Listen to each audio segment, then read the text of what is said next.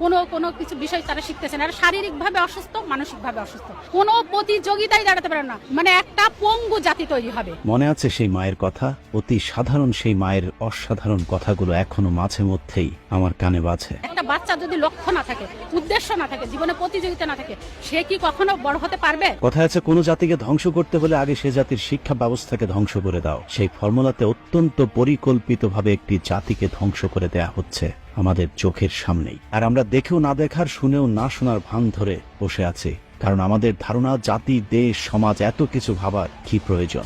আমার পরিবার নিয়ে সুখে থাকলেই তো হলো। কিন্তু চাইলেই কি সুখে থাকা যায়?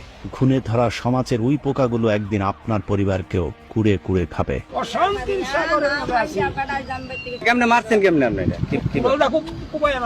এই তো কদিন আগের ঘটনা, গাজীপুর জেলার কালীগঞ্জ থানার জামালপুর গ্রামের এক বৃদ্ধ বাবা তার কলিজার টুকরা সন্তানকে কুড়াল দিয়ে কুপিয়ে